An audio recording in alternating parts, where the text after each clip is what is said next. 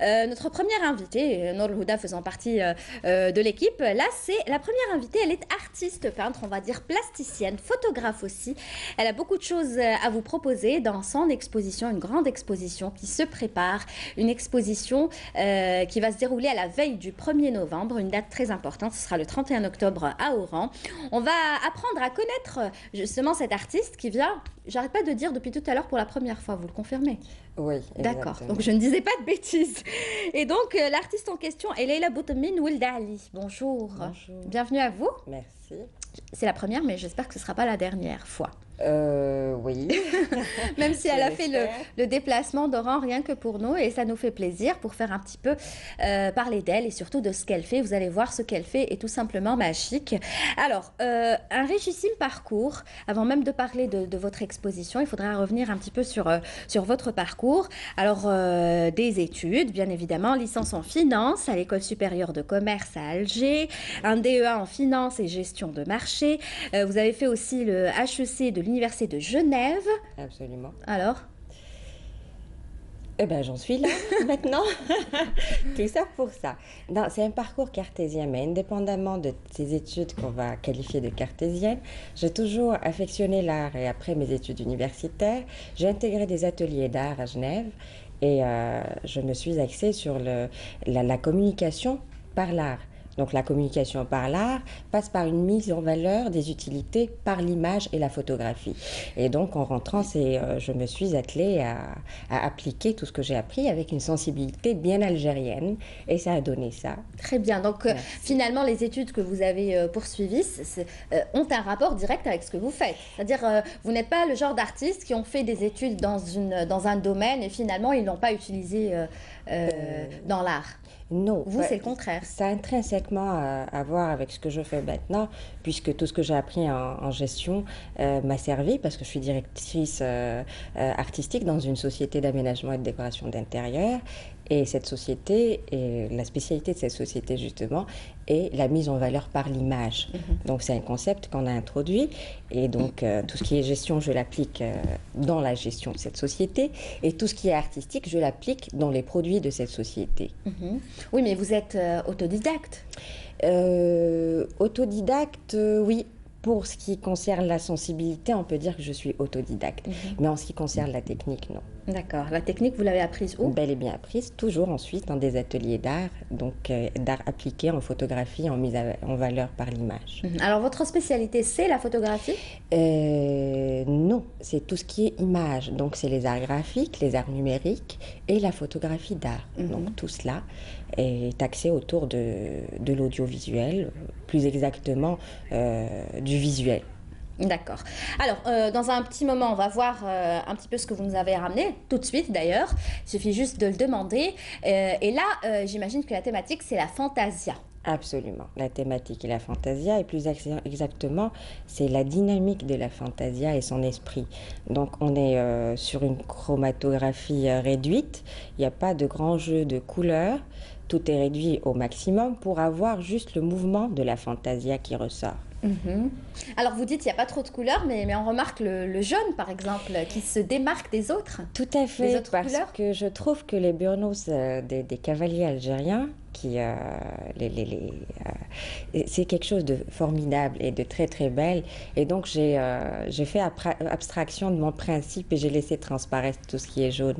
Donc ça Mais c'est bien rajoute. parce que là, ça donne autre chose, quoi. On est directement frappé par le cavalier, ce cavalier du Tout moins. à fait, principalement par le cavalier central et son cheval. Toute la scène est organisée autour de ce cavalier, autour de son cheval. C'est pour ça qu'on a laissé transparaître le jaune de son burnos. D'accord. Donc là, c'est une photographie. C'est la photographie d'art, exactement. C'est une photographie, c'est la fantasia telle qu'elle est actuellement à l'intérieur du pays. Ce n'est pas la fantasia qu'on remarque lors d'événements spéciaux. On ramène les cavaliers, on leur demande de faire une Le fantasia. folklore, quoi. Non, c'est pas du folklore, c'est vraiment du terroir, c'est l'identité algérienne. J'ai écumé les fantasias, on a écumé les fantasias algériennes depuis plus de 2 ans pour arriver à ce résultat, pour arriver à 1200 photographies Quand vous exploitables. dites on, hein. Oui, il va sans dire que je me suis fait aider pour descendre du côté de Tiaret, de Saïda et tout. Comme c'est très très étalé et comme je suis une femme, c'est un petit peu difficile. C'est un milieu d'hommes. Oui. Donc quand on dit on, c'est moi et un homme. C'était pas très évident, mais très surprise et agréablement surprise parce qu'il n'y a eu aucun problème et j'ai été très très bien acceptée par les hommes et ça n'a posé aucun problème. Et c'est tout simplement magique. Alors, comment vous travaillez? Vous emmenez avec vous un appareil photo spécial, numérique? C'est un appareil photo numérique dont je tairai la marque à haute résolution. Et on se met sur terrain, généralement, on descend lorsqu'ils s'entraînent, lors de Fantasia dans le cadre de Wahda plus grande. Et on essaye de passer les barrières de sécurité et de se mettre carrément sur le champ, sur le meshwar, ce qu'on appelle le meshwar. Et pour avoir ce genre de photographie, mais à main levée, c'est-à-dire on ne peut pas éventuellement installer un trépied parce que de temps en temps, il y a un cheval qui sort du rang et puis il faut vite être en mesure de se retirer. Exactement. Aussi, hein. Donc, c'était un travail assez laborieux. Ensuite, pour avoir ce format, parce que là, c'est un grand format. Non, c'est pas un grand format. C'est vrai que la contrainte technique serait l'impression, parce que de toute façon, la photographie est à haute résolution. Ces panneaux que vous voyez ici sont parmi les plus petits que j'ai. Lors de mon exposition, les formats seront un petit Beaucoup plus grand, exactement. Ça peut aller jusqu'à 2,50 m. Wow. Et on a réduit parce qu'il y avait une contrainte très très importante qui est celle des locaux susceptibles d'accueillir ce genre d'exposition. Comme c'est une exposition d'art dynamique, donc il ne va pas y avoir que la photographie. Il va y avoir la photographie, il va y avoir des animations photographiques rétroprojetées sur multiples supports. Et il va y avoir aussi une bande son panoramique. qui a été... panoramique. Oui, c'est le panoramique sur la photographie, sur les rétroprojections aussi, elle va être sur tout ce qui est art dynamique, tableau dynamique. Donc, l'infrastructure qui était susceptible d'accueillir ce genre d'exposition dynamique, puisque je le répète, il n'y aura pas que la photographie, il y aura des animations, il y aura une lecture de texte sur la Fantasia, parce que j'ai écrit un livre sur la Fantasia avec ce genre de photographie, une centaine de photographies choisies. Donc, c'est tout un contexte. Ça va être une exposition immersive. Et pour trouver les locaux, ça a été très, très difficile. Parce que, mis à part le Mama d'Alger, il n'y a pas d'autres infrastructures avec des hauteurs sous plafond permettant d'accueillir ce genre de manifestation. C'est pour cela que vous allez donc exposer à Oran dans un grand hôtel. On va le citer une fois, c'est l'hôtel Méridien. Le Méridien d'Oran. Voilà, le Méridien d'Oran. Que je remercie gracieusement. Ils m'ont offert les locaux gracieusement. C'était au nom de l'art, ça leur a plu, ils nous ont soutenus, ils m'ont soutenu depuis le début et ce n'était pas facile. Ça n'a pas été entreprise facile parce qu'on a eu une défection de sponsoring, des opérateurs téléphoniques bien étoilés qui nous ont offert leur sponsoring mais qui ont retiré par la suite parce que l'exposition était très lente à mettre en place et ça a été très très difficile. D'accord. Alors la thématique de cette exposition, Fantasia, l'art de la mémoire de l'art. Absolument.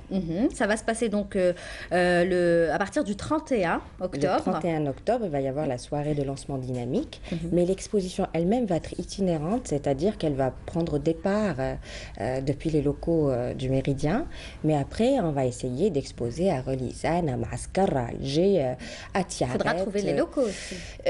Oui, mais j'espère que ça aura un écho favorable et avoir des locaux, genre des sièges de wilaya, pourquoi pas, avec des espaces assez importants. Alors, c'est vrai que c'est une date assez importante, la date du début de votre exposition, à la veille du 1er novembre. Donc, le 1er novembre, on pourra déjà aller voir votre exposition. Pour vous, c'est important d'exposer, non seulement à partir de cette date qui est le 1er novembre, mais aussi pendant cette période, c'est-à-dire cette année où nous célébrons donc le 50e anniversaire de l'indépendance. Absolument, parce que la Fantasia, je trouve que c'est l'essence même de la liberté du peuple algérien. C'est un indice socioculturel magnifique. Il représente l'Algérien et l'algérianité dans toute sa splendeur. L'Algérien a toujours été libre. Derrière la Fantasia, il y a aussi cet art de la guerre qu'on a toujours pratiqué pour être libre. On a toujours été convoité par des puissances qui étaient supérieures et donc on a toujours résisté de cette manière. Donc c'est une philosophie d'être, c'est une philosophie de la liberté algérienne. Très bien, mais la Fantasia n'est pas la seule thématique de vos expositions. Non. Parce que, pour rappel, vous avez exposé déjà, par exemple, à la galerie Mohamed Rassim, à la galerie de Sonatrach ou encore au musée de Moudjahed Oran, musée Ahmed Zabana. Donc, quelles ont été les thématiques avec lesquelles vous avez exposé, mis à part la Fantasia? Les thématiques ont toujours été multiples. Il y a eu une recherche sur le patrimoine algérien. Donc, il y avait les grandes places algériennes jadis visitées par un semi-expressionnisme qui a été, que j'ai faite lors de précédentes expositions. Mais cette exposition particulièrement est thématique et toutes les manifestations qui sont autour, que ce soit œuvres dynamiques, photographie et aussi peinture, sont axées sur la Fantasia cette fois-ci. Mais par le passé, ça a été multiple. Chaque sujet, j'ai traité plusieurs sujets. Toujours en rapport avec le patrimoine, quoi. Oui, Presque. essentiellement. Africain et algérien surtout. Très bien. Donc, vous utilisez les nouvelles technologies pour parler Tout à fait. de patrimoine. Tout à fait, parce bien. que la Fantasia a toujours été traitée par l'orientalisme, qui était très orienté d'ailleurs, et donc on va l'extirper à l'orientalisme et la mettre dans l'ère du temps. L'ère du temps, c'est quoi? C'est la technique et la technologie présente. Et est-ce qu'on pourra retrouver tout ce que vous êtes en train de dire dans votre livre? Le livre, oui, sur la photographie d'art, oui. Et même sur le livre, il y a un volet historique, il y a un volet aussi art, et je traite la Fantasia comme une matière chorégraphique. Donc il va y avoir une analyse de la dynamique de la Fantasia en termes de matière chorégraphique. Alors le livre disponible? N'est pas encore disponible, je suis encore en quête d'éditeur, puisque la photo d'art apparemment est très difficile à éditer. Ça demande beaucoup de moyens et beaucoup de techniques. Donc avis aux amateurs. Voilà, avis aux amateurs. En tout cas, c'est très intéressant. On a appris beaucoup de choses avec vous, Leïla Boutamine Ouldali. Sincèrement, merci d'être venue à Bonjour d'Algérie. Là, on est en train de lire donc votre adresse pour pouvoir vous contacter. Pourquoi pas des éventuels éditeurs qui seraient intéressés. Ils pourront donc vous contacter via ces deux adresses inscrites. Et bien sûr, on a l'adresse de Bonjour d'Algérie, bonjourdalgérie@1tv.dz ou via Facebook, et vous pourrez nous contacter. Et nous, on se fera un plaisir de transmettre le message. Donc, à ne pas manquer cette belle et grande exposition. Ça se passera à partir du 31 octobre, donc à l'hôtel Le Méridien d'Oran, avec l'artiste que nous venons de recevoir, Leïla Boutamine Ouldali. Alors, caricature, notre caricaturiste vous en a offert une. Est-ce qu'on peut la voir? Voilà. Alors là, c'est votre exposition et ce sont des personnes, enfin une personne qui dit: c'est quoi le texte? C'est ça? C'est quoi ce texte en bas? Parce que votre nom apparemment est tellement long qu'on pensait que c'était un petit poème qui était inscrit en bas. Et vous dites: c'est ma signature, c'est tout. C'est mon nom. Et j'en suis fière. Voilà, un petit souvenir que vous garderez. Merci. Et puis j'espère que vous reviendrez dès que le livre sera disponible. On vous recevra avec grand plaisir pour parler. Merci. Il n'y a aucun souci. Alors le livre est prêt, vous venez quand vous voulez. Merci beaucoup en tout cas pour cet agréable